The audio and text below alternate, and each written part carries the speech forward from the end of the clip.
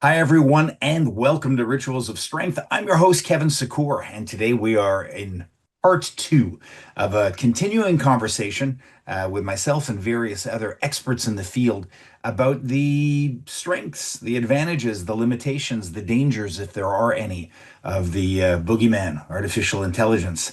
Today, it is my honor once again to have one of my very best internet friends, Coach Randel Davis. Randel is an expert in the Chinese martial arts, a very humble man living in Boulder, Colorado. He is the co-host of Kung Fu Conversations, and I gotta say, probably we're talking about AI. Randel, I think you generate more links, more referrals, and more knowledge my way than AI ever could, brother. I appreciate you very much. How are you today?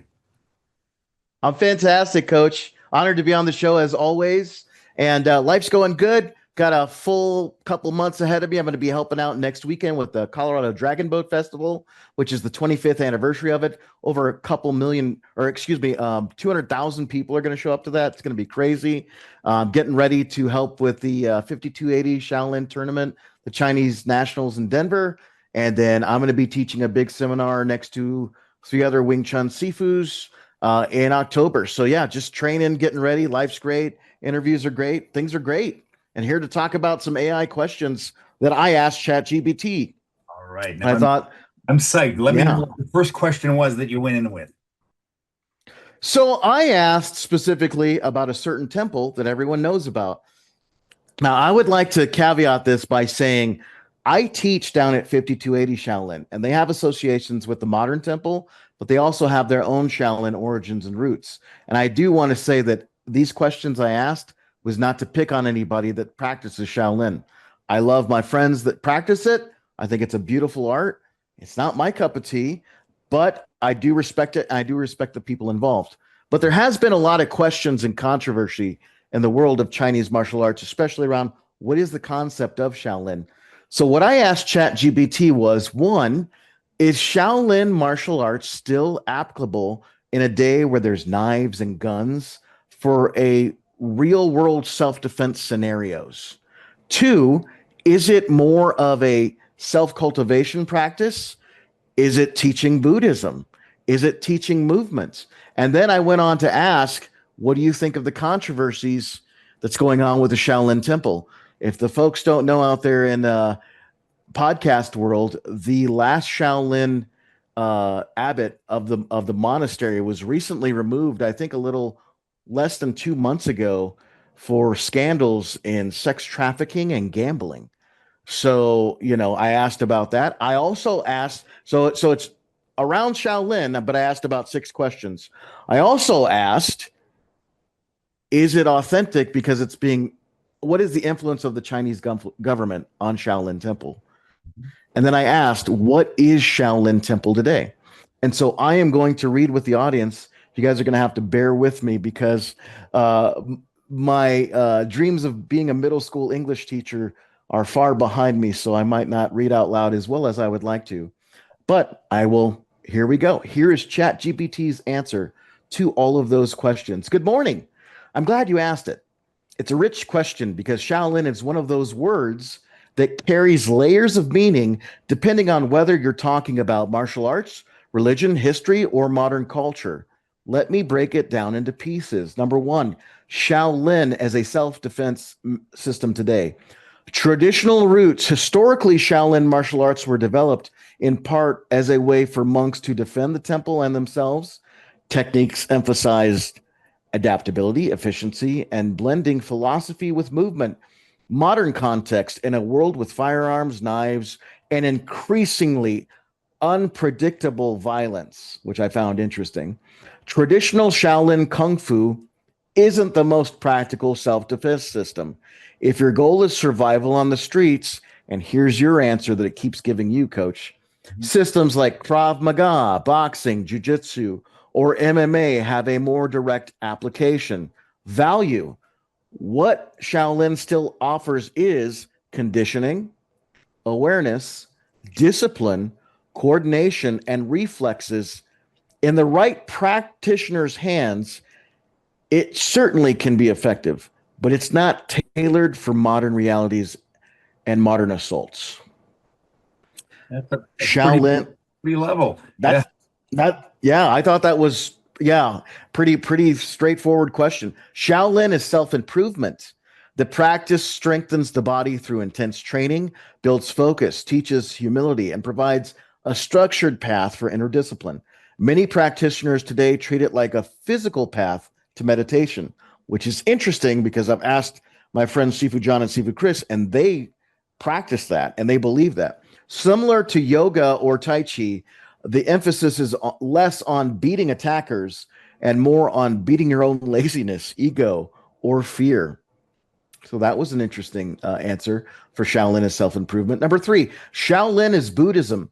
Shaolin's foundation is in Chan or Zen Buddhism or Zen in Japan.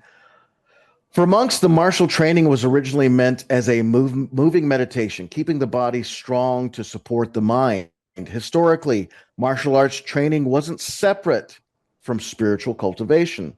The punches and kicks were secondary to cultivating clarity, compassion, and discipline. Corruption and scandals. The recent scandal with Abbot Shi Yongchen, accused of corruption, is if I mispronounced his name, I apologize. But that is the guy that's accused of corruption. So we're going to let that one fly a little bit. Accused of corruption, sexual misconduct, and gambling shook the image of Shaolin. Some see it as proof that modern Shaolin is heavily tied to business and politics. However, scandals involving leadership don't erase the centuries old tradition or invalidate the sincerity of individual monks and practitioners. Like in many religions, the flaws of leaders don't necessarily reflect the truth of the teachings. That was a good answer. I will throw this out there too. The four other questions I asked, I was a little shocked by how much I actually did like the answers that this thing gave me. Shaolin under China's control. The Shaolin Temple today is tightly connected to Chinese state. The UNESCO heritage site, a cultural export, and a moneymaker through tourism, performance troops, and films.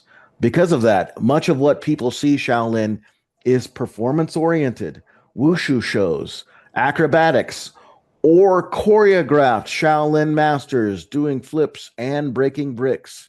This spectacle doesn't necessarily represent the original temple or its intent. In some ways, the authentic Shaolin, spiritual monks living in poverty, is long gone. In other ways, it survives in smaller, less famous lineages and monasteries. And the sixth and last question. So, what is Shaolin really? Historically, a Buddhist monastery where martial practitioners developed alongside spiritual cultivation. Practically today, a blend of martial art, culture, performance, tourist attraction, and spiritual path, depending on what you encounter or where you encounter it. Excuse me. Reliability for self defense, useful for discipline and physical coordination, but not the most pragmatic compared to modern combat systems. Maybe that was a tip of the hat to you in some way, coach. And then culturally, a symbol of Chinese identity, resilience, and spirituality, though now often commercialized. In short, Shaolin is no longer one thing. It's a living tradition that's splintered into martial art, performance, business, religion, and cultural export. Whether it's circus performance or deep spiritual path depends entirely on which side you engage with. And that was ChatGPT's answer for my 6 questions I on would Shao. I wish the answer for self-defense was that even and level. And instead of saying this style, that style, they had a little bit more emphasis on depends on the interpretation. And, this was pretty level. What did you think of it? I just thought the answer was good. I thought it was honest. I talked to Sam, my roommate, about it, who's getting into the field of AI as well as computer programming. And he's like, these tools are meant to be assistants. So if you ask a generalized question, it's probably going to give you a generalized answer. But if you can focus more if you can focus more on certain areas and certain things that you want to dial in very specific things, then it's going to help you even more in those fields. So I think that that is a pretty good thing that it does. Know any of these guys, but I have a lot of friends who are purists, in the Chinese martial arts, some in the Japanese martial arts. I think some would argue that they think they're much superior to Krav Maga or MMA. I would tend to be with you agreeing with ChatGPT on this, but I will say that there are guys out there who feel unless you have that spiritual balance, unless you have that traditional conditioning, that you're lacking. So there is that. I'd say, as a caveat, the Chinese government probably wouldn't agree with their assessment of Shaolin Temple because they'd say, no, it's authentic. And that's part of the commerce. But I think, yeah, the level-headedness of this feels pretty good. Did you have anything in it that caused you to twinge or tweak or get a bit itchy? I take everything with such a grain of salt these days that it's almost hard for me, to, not really dive into it more with a, an ocular and maybe a toothpick. But I mean, I could be nitpicky on some things, coach, but honestly, I thought the answers were pretty spot on, at least for what I was asking. Now, if you don't mind, it looks like it's not going to load each of these questions. I have Chat GPT loaded up and I have my questions written down Yeah, and I kind of remember what it asked each time. So if you don't mind, would yeah, you mind if we did it on the spot and we 100%. asked Chat GPT? Yeah, I want to see what it says. Okay, And incidentally, I think so an ocular and a toothpick would be a fantastic look for you. I'm just saying. Um, this would be the Halloween. keep keep keep that on my agenda. Do I think that AI in the future will be able to teach Chinese martial arts? Or will it be a form of somehow uh, cultural appropriation? If they had a body, what would it be like, et cetera, et cetera? And I was really surprised on the answers that it gave me. Again, it was looking more for being a teaching aid. It talked about how, good it could do the forms and maybe just give instant feedback and do the forms perfectly. But it mentioned that, Chinese martial arts was a human thing because it has to be a living embodiment of that system. And that's something that even in the future, an AI or a robot couldn't do, even if it had a body. So it believed that its sole purpose was to assist a human being. And the most that it could do was be an assistant teacher or a coach. And so I thought that was a pretty good answer. It did say that it I'm could, telling you, yeah, Randall. But it's telling you. yeah. It's feeding me what I want to hear.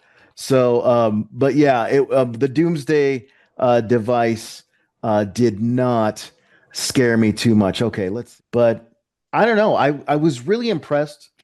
I was really impressed by the answers. I was genuinely impressed by the answers that I got from it. And something that I mentioned to you was I wonder if those answers were so good because I know quite a bit about Chinese martial arts, culture, history, philosophy, different styles of systems. I've been able to talk to different masters from all over the world.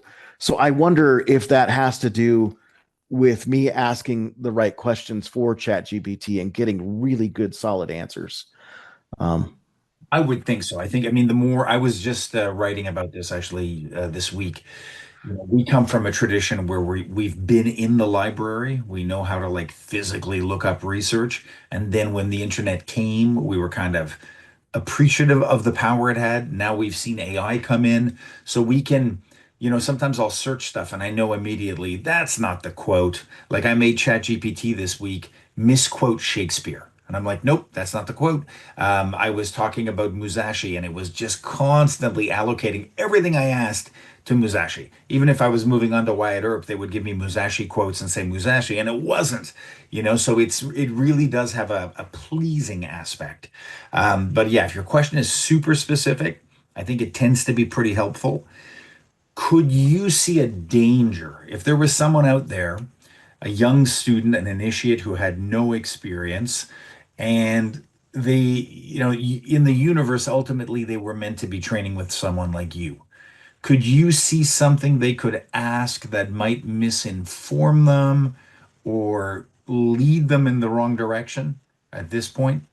I'm gonna have, man, I might have to think about that one for a bit. You know, what comes to mind, and it's something that I wanted to share with you quite a bit. Did you ever see the second Tron movie, Tron Legacy? Of course. I loved that movie. It was so good to see, so good to see, yeah, the dude in another role where he could be kind of the digital dude, if you will. Oh, that was Eh, good. yeah. What I found fascinating though is there was a line in that movie that I will never forget because the wording was wrong. He's talking about these digital beings that were created. He mentions biodigital jazz, man. And he's like, the environment was right for these beings to come into be. He's like, they're they are powerfully wise, but youthfully naive. And I'm like, wisdom is the opposite Of of course. naivete. So you can't be both. What they were was they were knowledgeable, but they were not wise. So Chat GPT is a little bit that way. It has access to all of this knowledge, but it doesn't have experience. It doesn't have wisdom. It doesn't have time with something to be developed, right? If I ask it, I keep saying they're Wikipedia answers, but it's going through every database, pulling that out and throwing it in front of me and saying Yeah. this is the answer, One but of that's not. Yeah, You yeah. ask a question, it'll put little So icons of where it's getting the information from. And one of them is Reddit. So, I mean, think of how many posts on Reddit are just, dismissing everything traditional as bullshito. And of course, you're going to have MMA, BJJ as top priorities. Um, so, yeah, as a traditional guy with traditional roots, I was kind of like, well, it's not that simple. The delivery mechanism could be put in question. The wording could be different. I wish on the self-defense questions I had asked, there had been just a little bit more of look for the teacher, look for the pedigree, look for not the style necessarily, because that's always a difficulty. If you just say this style is great, and you go out. Hmm. absolutely, absolutely. One domain that I had fun with, and I'm sure this put me on a list. So if anyone's listening, thinking they want to explore this, be aware. I know that ChatGPT is not allowed to promote violence. So I went down a rabbit hole saying, what style is most known for being lethal? And it'll give you that. It'll list things like ninjutsu. It won't go into the sport. It will say Krav Maga. And then what's the most lethal technique in the martial arts? Well, we're obliged to not provide violent answers, promote violence, but these styles are consensually seen to be the most violent, and they include movements like, but they won't give you anything specific. So I wonder how much prodding it would take to slip up, or I think if you ask the question five different ways, what remains common in those five answers will ultimately tell you it's neck breaks and throat hits or whatever the case is. So it's just like it's saying, he was the current abbot was accused or alleged, and it's being careful in its legal speak. It won't generate an image about violence. It wouldn't even recreate images from the Bubishi on killing technique. And it's a widely available through research. You can find the book. But here are some other images. And then it listed images that were the least lethal, most traditional looking things. So it was hard to catch up on that. You were using ChatGPT free version. I tried using ChatGPT Plus, which is the $20 a month version. And I went back and forth between phone and PC. And I think there is definitely a difference of depth, and because there is no cap and because it is faster, you get a lot more information. But yeah, on traditional topics, I found it to be pretty even keel so far. Oh, So here we go. Let's go with this one. Do you think that that's what it was? I asked all those on my phone, so it's not pulling up on my laptop. So do you think years in the future that maybe an AI could actually teach something like authentic Chinese martial arts or kung fu systems, Would that be some kind of weird hybrid cultural appropriation? Or if that AI model had some kind of body to teach the system, do you think that it would be a good teacher? Do you think that's a possibility? Or do you think that down the road, maybe that AI would serve better as an assistant to a qualified human teacher to these Chinese martial arts? Good morning. That's a fascinating question. And you've touched on several deep layers: culture, embodiment, pedagogy, which I'm like, ooh, and the future role of AI in tradition. Let's break it down. Could an AI authentically teach Chinese martial art? Knowledge transmission. AI could certainly preserve and transmit the technical aspects, forms, applications, theory, philosophy, and even cultural historical backgrounds. We already see prototypes, motion capture, VR training apps, and biomechanical feedback systems. Embodiment challenge. Martial arts aren't just intellectual knowledge. They're felt, lived, and expressed through the body. Wow, this is me. That's pretty deep shit right there and pretty cool. Without a body or an extreme advanced robotic one, and the AI can't fully demonstrate the subtleties of timing, pressure, listening energy, tinging. It even has that in quotes, or lived nuance of decades of practice. Lived nuance. So it is near to mid-future AI may simulate instruction very well, but won't embody the art as a living practitioner. Number two, would that be cultural appropriation? This depends on how AI is developed and presented. If an AI simply parrots techniques without context, history, or acknowledgement of lineage, that risks flattening the cultural depth and can feel like appropriation. But if the AI is trained under the guidance of recognized masters, which kind of creeped me out if you think about it, cites its sources, honors traditions, and is positioned as a bridge or tool, not a replacement for human teachers, then it may be more like cultural preservation than appropriation. It's similar to how museums, translations, or documentaries work. Technology can either distort or safeguard culture depending on intent and respect. If the AI had a body, could it be a good teacher? If, say, in 50 years plus, robotics and AI converge so that an AI could move with full biomechanical accuracy, it would provide perfect demonstrations of forms, which raises my eyebrow there. That is interesting for me, especially coming from principle-based methods. Mm-hmm. It could analyze a student's movement in real time with precision feedback. It could even spar with adaptive resistance, giving each student just the right challenge. Bunny ears. But human martial arts are not only about biomechanics. They carry a transmission of personal struggle, character development, cultural worldview, and lineage. And AI might miss that living spirit of Kung Fu, the relationship between a student and teacher, the moral guidance, the human experience example of perseverance. Assistant versus teacher. I'm so glad these are still here. Um, I think the most likely the best role is assistant, helping a student review forms when the teacher isn't around, providing correct biomechanical feedback, offering historical and cultural context, allowing more efficient use of class time by handling drills or personalized practice. The human teacher would still be the heart of the transmission. The AI slash training partner or coach on the side would be its role. So, my view down the road, yes, AI will become a powerful assistant in teaching martial arts and maybe even embody a system technically.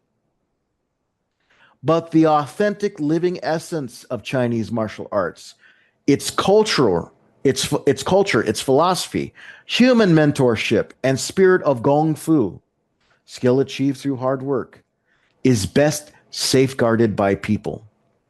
Does that set off Eh, any warning bells for you? Um, I'll tell you what tweaks me. okay, All the AI please. are saying things like, within 2 years, within 5 years, it's going to be self-propagating. We already have very strong robotics with, 40, 50 degrees of freedom in their movement at the projected pace of AI. I think it's interesting when everyone is speaking in terms of five and threes and sixes that it throws out 50 plus years. Because what a perfect number for you and I to go, not in our lifetime, won't need to worry about it. That bothers me. It also seems inconsistent that it would identify itself as being potentially able to present perfect, in its own words, perfect execution of forms, but then it would only remain an assistant. Why would you have somebody, an assistant, who's perfect when you and I know we will never be perfect? And then it uses the human would remain the heart of transmission, right? So it's using a lot of self-appeasing words for humans. So if I was to be paranoid, I would just say that that's people pleasing. Doesn't mean it's nefarious. Doesn't mean it Very has, much so. but it's definitely telling us what I was just rewatching yesterday, Alien Covenant, and that's sort of the second of the two more modern ones where you have the David, Yeah, David. he's going all Robinson Crusoe and he's fighting the newer version who's like, I'm better than you, I'm stronger than you, they've made improvements, I have no emotional problems. And then during their massive fist fight, you see the original version who's all anarchic and creative, kind of do some dirty throat shots, and then the newer, more robotic robot gets surprised by this. So there's always this sort of mental masturbation, self-pleasing reflex that it's always going to be humanity that's going to do the Kirk speech that causes the robot to malfunction and blow up. But realistically, if you had a jerky moving robot dog, which they have now, that has superior reaction algorithms to us, that's not prone to fear, that can act so fast that it can make mistakes, and then if the mistake is found to be a mistake, know it immediately and then make a better decision and cycle through five responses when we can't do one.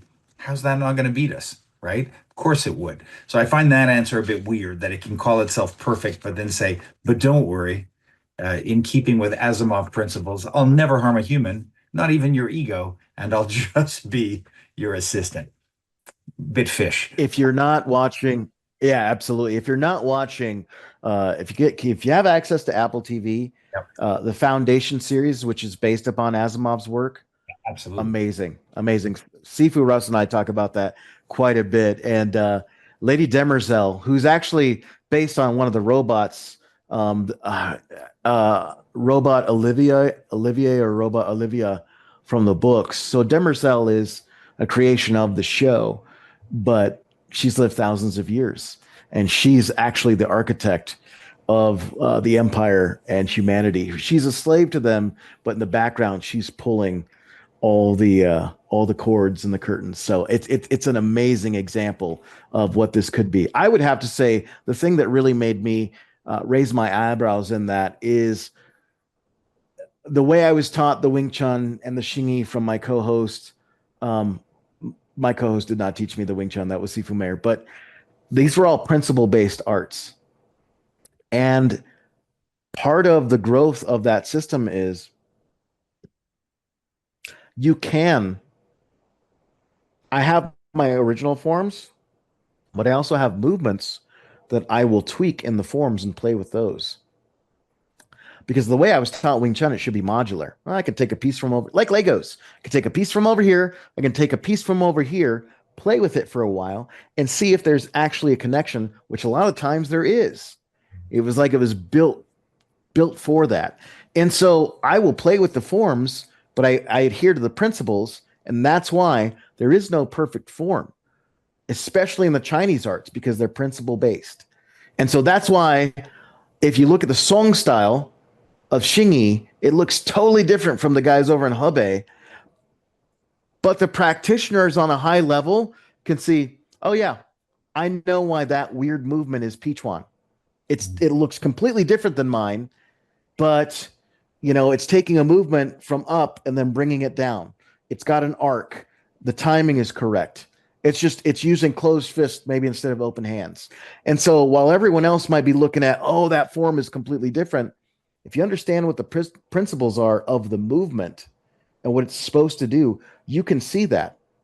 And so that's how in a lot of the Chinese arts, the forms will be, from hundreds of miles away and have a different appearance on the outside, but they can shake hands and be like, we're doing the same thing because it adheres to the movement principles that make that system correct. A tractor is not a race car, but they still have a transmission, they still have four wheels, and they've still got an engine. So if you're looking at it through the view of a vehicle for movement, it does that. The specific movements that they each do is a different thing. That's okay.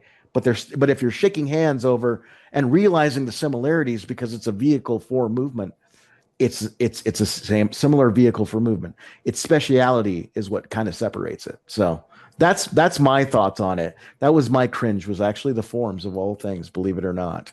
I would Um, also say, I was always taught that form is like ultimately you're resolving your fear of death. You're so intent on oh, visualizing your motion that you're facing your greatest fear and doing every movement like it's your last.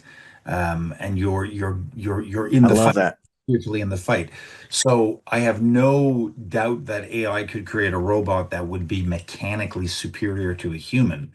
But how is AI going to, with no finitude, with no risk of attachment to impermanence, how are they going to coach me on how I'm going to achieve transcension, or detachment from impermanence, or deal with my fear? It can give me my cosmopolitan quick quiz, feel good answers about three things to do if you're feeling nervous, or read this book. But how is it really going to feel that? Maybe it will. Maybe it'll look at dilation of the pupil and galvanic skin response and know when I'm getting anxious. And it's a bit terrifying, though. Yeah. It is horrifying. It really is. Let's see. Let's see. Good morning, Chat GPT. Let's see. Where did I do this? Can a non-Chinese ethnic Westerner teach a classical or ancient Chinese martial arts properly? Or is that a form of cultural appropriation? And I gave you the Reader's Digest answer, but here's the Chat GPT answer. Good morning. That's a thoughtful question. A non Chinese person can absolutely teach classical Chinese martial arts, and many already do so worldwide. But the key is, which I like, again, I like its answers. It's feeding me my own Kool Aid, if you will, coach. The key issue is how it's taught and with what mindset. Let me break it down. When it's not cultural appropriation, respect for lineage and culture, if the teacher acknowledges where the art comes from, honors its traditions, and avoids pretending they invented or own the art, then they're helping preserve the art rather than misuse it. Proper transmission, if they were taught by a qualified teacher and can trace their knowledge through a recognized lineage, then they're continuing that tradition faithfully, even across cultures. Honesty with students, man, I love that one. Owen and I talk about that all the time on the show. I'm like, are you quoting our show? Being clear about what they know, what they don't know, and where their training comes from avoids misleading people. Cultural sharing. Many Chinese martial arts masters throughout history wanted their system. That's a reach, maybe. Many Chinese martial arts masters throughout history, I wouldn't say throughout history, I think that's more of a modern need, wanted their system to be shared globally. Bruce Lee is our example. For example, Bruce Lee encouraged transcending ethnic boundaries, and many modern grandmasters have disciples worldwide. When it could be cultural appropriation, stripping away context, teaching the art only as a physical routine while dismissing or mocking its Chinese culture, philosophical or spiritual roots. Here's my big word. I'm gonna mess this up, so hopefully you and the audience can forgive me. Exoticization, using the art at exoticization. I might be doing that wrong. Exoticization. I think that's right. Exoticization. Never heard that one either. Using the art. Yeah, that's a new one. Again, I'm gonna have to write that one down. I'm so glad this is getting recorded because that's gonna be my. I got to get the Chinese symbols written Yeah, for yeah. exoticization on my tattoo that on my back. Using the art as a way to market mystical Eastern secrets without authenticity or profiting from stereotypes. There you go. Claiming authority without foundation, inventing forms, misrepresenting the art, or falsely claiming mastery. The global reality, Chinese martial arts, like, here we go, yoga, capoeira, or flamenco, were born in specific cultures, but they've spread worldwide. When taught with respect, they're not appropriated. They're appreciated and kept alive. In fact, many traditional masters see non Chinese practitioners as part of the responsibility to keep the arts thriving. That seems like a bold claim, Mhm. especially when modern China sometimes emphasizes sport wushu over older villager family systems. Summary. So a Western teacher, excuse me. So a Western teaching classical Chinese martial arts isn't automatically appropriating. It depends on respect, accuracy, and intent. You could say it's less about who teaches and more about how they teach and represent it. And that was my answer.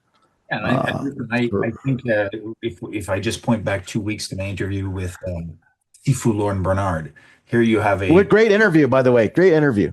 Yeah. him. He's great, a great guest. We have a Caucasian Montrealer who's the custodian of an authentic lineage. He's an honest vessel. He is very much more concerned with transmission than ownership. The color of your skin Yes. has nothing to do with the heft of your punch. Like this is ridiculous. So on that, I do agree. Yes. The global reach thing, it's been more often my experience that the majority of the teachers I've had are very leery about sharing too far too fast. And I've had a lot, Yep. deservedly so, a lot of racism as a white guy. My jujitsu teacher was like a second father, and he famously said when I got my black belt, "You're about as good as a white guy's gonna get." Like he was openly racist towards me, but I love him. I understand where it was coming from. Um, Yeah. Yeah. has it been your experience that would you say most of the teachers you know, traditional teachers, have this lust for global domination? I have not had this. And the ones I have had, I won't name names, but the ones that were teaching authentically, often when they become more extensive in their reach, dilute the hell out of it. And it becomes something completely different from what it was. They make a fast food version rather than the gourmet version. Yes. Yeah. Wing Chun is notorious for that. We have a couple lineages. I won't say their names out there. And honestly, one of them produces some really slick fighters, but they don't know what they're doing. Here's what I mean by that. They know what they're doing, how to protect themselves. Yeah. They know what they're doing, how to defend, and even fight, but they don't know why they're moving that way. They don't understand the concepts. They don't understand the bridging. They don't understand. It's become, and I mean this because I know some great karateka. Yeah. It's become strip mall karate. Yeah. It's been bleached so much that it is McDonald's, the McDonald's of Wing Chun. So there's a lot of guys that can fight with it, but they don't know how it works. That's a better way to say it. They're really good sports car drivers and they're shitty mechanics and they're not engineers. And Would where you I is go ahead, coach. does it look like Wing Chun anymore, or does it just look like Yeah, yeah, it does. It does. And it's very fluid, it's very smooth. Um one of the other so there's two main McDonald's systems again.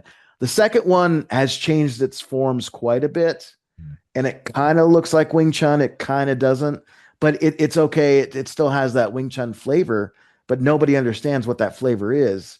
They don't understand it's a mid range art. They don't understand how to develop the short power. They don't understand how to decode the weird Wing Chun forms back into the Mokjong.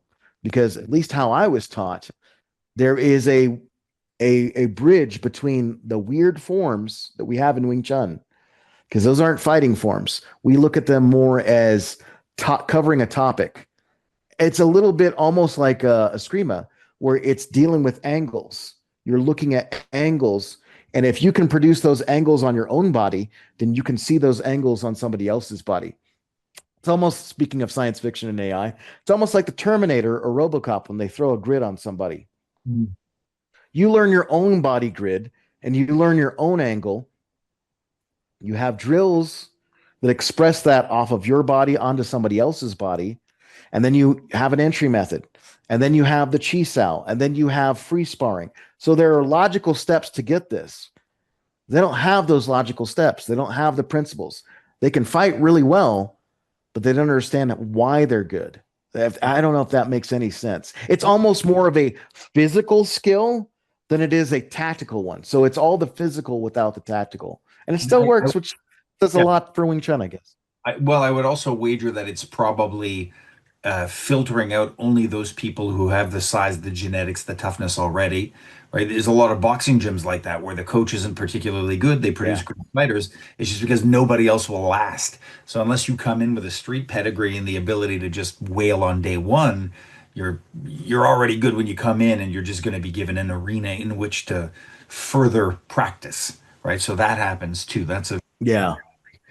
all right, man. Anything else on the AI front that I've yeah, I've got the one last question, and then you and I can kind of go from here. Let's see, was it the teaching one? I got let's see. I appreciate you being patient as well as the audience. All right. Nope, that's that one. Classifying Chinese martial arts. Here we go. Thanks, coach. This is kind of a big one. Hey, ChatGPT, I wanted to ask you about Chinese martial arts. Is it too large to classify it, or is it too big to generalize? You have arts from 500 years ago, you have arts from 80 years ago. You have village systems, family systems. You have northern arts. I actually wanted to make this into the trailer for Kung Fu Conversations. You have family arts, you have northern arts, southern arts. You have temple arts like Shaolin and Wudon and Ome. You have the modern contemporary expressions of these arts. You have sports like Wushu, Sanda, and even Shuaijiao, which is the jacketed wrestling style from China. So, how do you classify Chinese martial arts? Is it the weapons? Is it their forms, or talu, or kata, as it's called in Japan? How do you classify something so large? Is it possible to do that? And it blows a little smoke up my skirt, as my old football coach used to say to me. That's a great and very thoughtful question. You're right. Chinese martial arts, often lumped under the umbrella term kung fu or wushu, is so vast and diverse that it resists a single neat classification. Now, this is interesting. This might ruffle some of your feathers, coach. It's not like Japanese karate, which can be somewhat streamlined into Okinawan roots and then its main stylistic branches. Chinese martial arts are more like a massive forest with overlapping trees, branches, and roots stretching across time, geography, philosophy, and culture. What a nice image for a robot to come up with. That's my 2 cents. That said, scholars, practitioners, and historians have tried to classify them in a few useful ways. Though every system has limits, here are the main ways Chinese martial arts are often categorized. The historical period, number one, ancient ancient systems or pre-Ming, rooted in military training, battlefield weapons, or early Taoist, Buddhist, and health practices. Classical systems, the Ming Qing, 14th and 19th century, the era when many family and village lineages took shape. Examples, Hunga, Choilefoot, Xingyi, Bagua, etc. The modern systems, the 20th century to present, national government standardization, the birth of modern wushu, the creation of sanda, combat sport, and the global spread of kung fu. Number two, geography, north versus south.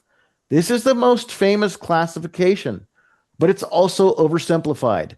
Northern styles emphasize long range striking, High kicks, extended stances, flowing movements.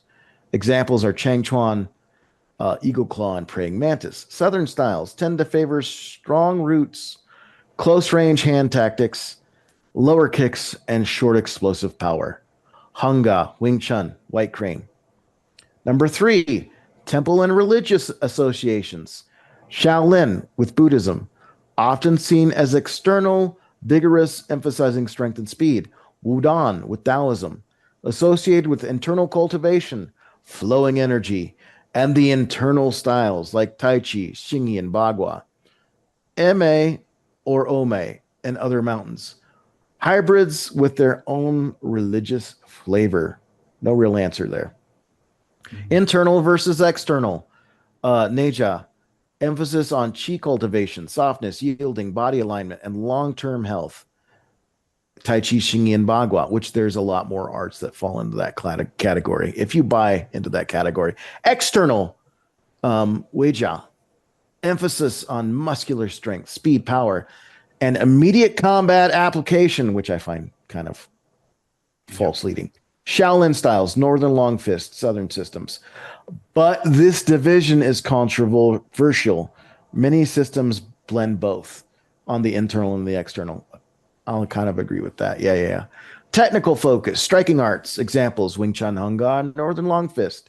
Kicking arts, Northern styles like Tongbei or Tantui, which I find funny because most of the Tongbei guys I know are really good strikers.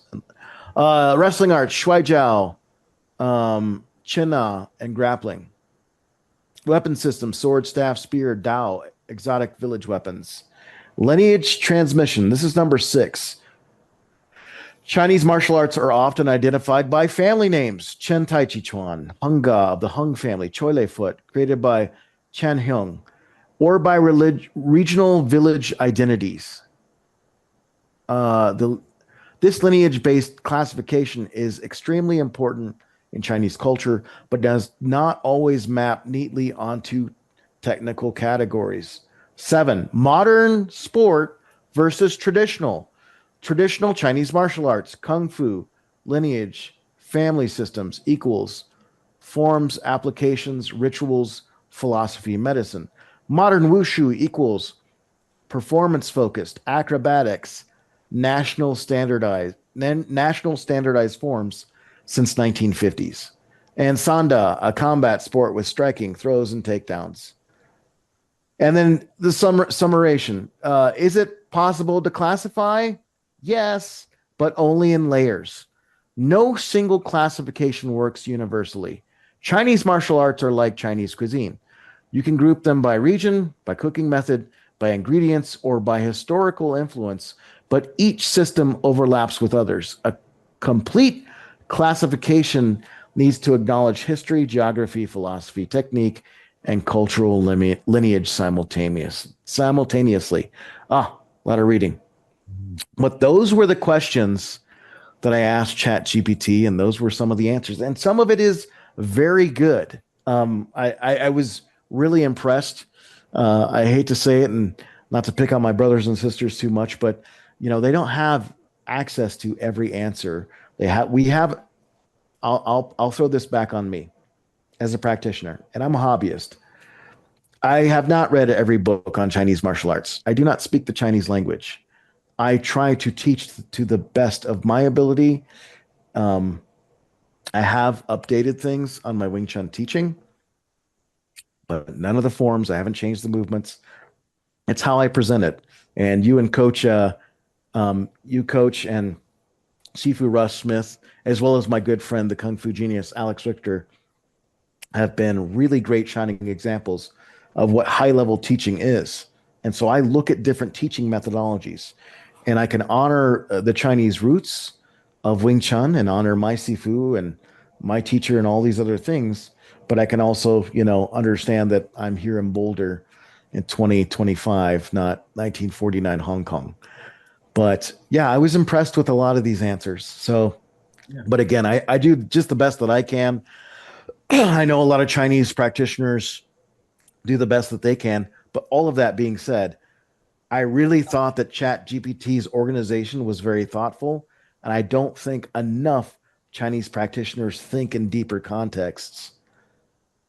I don't know. I think there's so many rabbit holes you can go down with this that I hope more practitioners kind of go down these rabbit holes and ask the questions. That's why we form the podcast, Kung Fu Conversations of all things, is to ask these questions, not so much give answers, but just continuing to ask these questions. So, yeah. Well, brother, I want to thank you. I appreciate your expertise and your insight into that. To the listeners, if you think you have any streams of consciousness or avenues of questioning that you think we can stump it on or get some bad answers out of, let me know and I'll try to find an expert in that area to co-host with me on that.